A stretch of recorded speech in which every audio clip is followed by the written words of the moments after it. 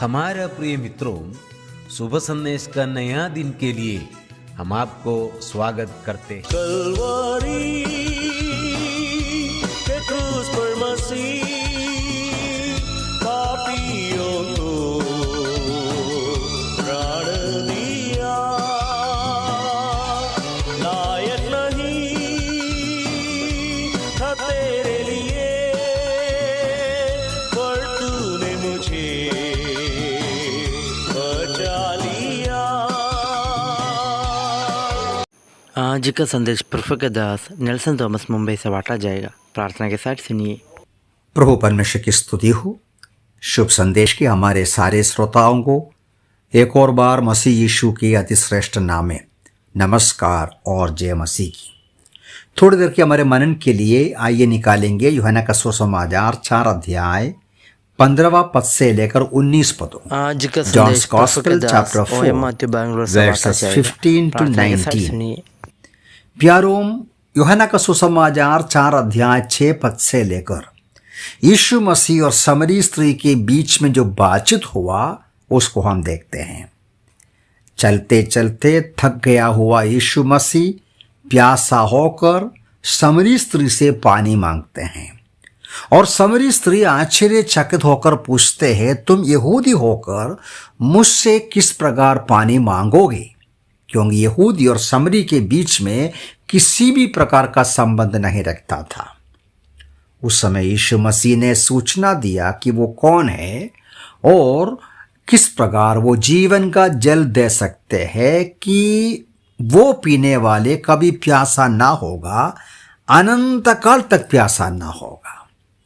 और उस समय वो स्त्री यीशु मसीह से बोलते हैं, मुझे वो पानी मुझे दीजिए कि मैं प्यासा ना लगे और ना ही जल भरने को यहाँ तक में आने का जरूरत हो।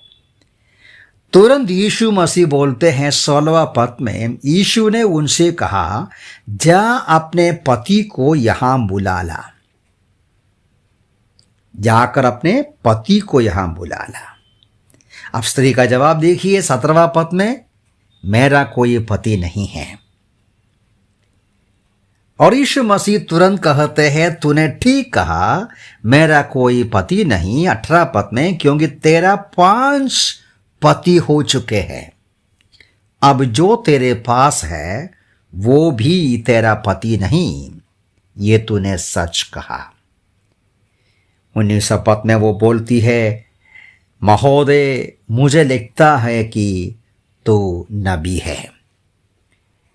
तू नबी है क्योंकि मेरे हृदय की असली बात, मेरे रहस्य जीवन की सच्चाई तूने बताया।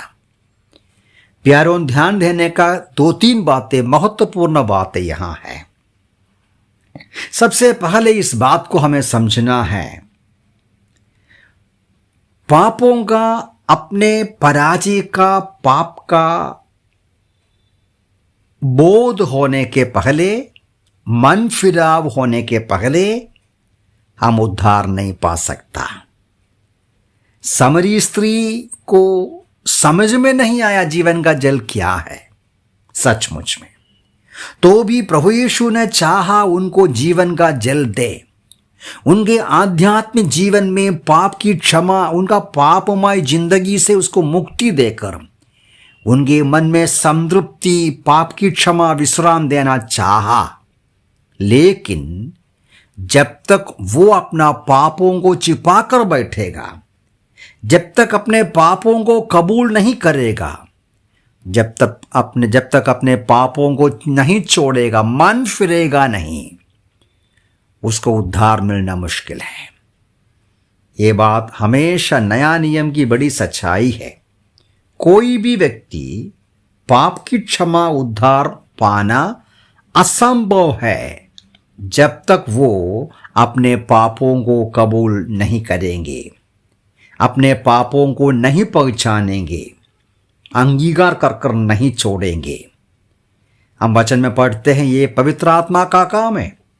सुसमाचार सुनाते समय, परमेश्वर का वचन सुनते समय पवित्र आत्मा लोगों के हृदयों में काम करते हैं। पाप के बारे में, दंड के बारे में, परमेश्वर की जो धार्मिकता के बारे में कायल करते हैं या बोध देते हैं, उनको समझाते हैं और वो कबूल करेगा तो उस व्यक्ति का उद्धार होता है। हम लोग प्रेरितों के काम में ही पढ़ते हैं, 26वां अध्याय में ऐसा एक वचन पढ़ते हैं, यही प्रचार करता रहा कि बस पश्चाताप करके परमेश्वर की ओर फिरे, मन फिराव के योग्य काम करें। सुसमाचार का महत्वपूर्ण भाग है पापों के बारे में, अपने पराजय के बारे में, अयोग्यताओं के बारे में पहचान हो, मन फिराएं। और दूसरी बात हम यहां समझना है, ये जो समरी स्त्री के बीच में यीशु मसीह का बातचीत को हमें दिखाता है कि हमारे सारा रहस्य यीशु मसीह जानते हैं। उस स्त्री ने क्या बोला? मेरा कोई पति नहीं। यीशु मसीह बोलता है, तू तो बिल्कुल सही बोला, पति नहीं, लेकिन तुम्हारा 5 पति हो चुका है। मेरे प्यारे भाई बहन, हमारे असली हालत प्रभु यीशु जानते हैं, हर रहस्य वो जानते हैं, हम कभी नहीं छिपा सकता। स्त्री ने सोचा वो छिपा सकती है, लेकिन छिपा नहीं सका। बोला, तुम्हारा 5 पति हो चुके हैं और अब तुम किसके साथ रहते हो? पति ही नहीं, व्यभिचार में रहता है, बुराई में रहते हैं, अधर्म में रहते हैं। ये भी हमें मन में रखना, ये बात सही है, प्रभु यीशु जानते हैं और यीशु मसीह चाहते हैं हम खुद कायल होकर, पहचान होकर कबूल करें, हाँ प्रभु आपने बिल्कुल सही कहा, मेरे जीवन में पाप है, मेरे जीवन में जैसा आपने बताया एक रहस्यमय पापमय जीवन है। वो स्त्री वास्तव में क्या बोला? कुछ भी नहीं बोला। वो बोला, आप नबी है, आप भविष्यवक्ता है, मतलब मेरे हृदय की असली बातें आपने बिल्कुल सही कहा, वो कबूल कर रही थी। और तीसरी बात यह है कि पार्शियल ट्रूथ, मतलब आधा सच्चाई काफी नहीं।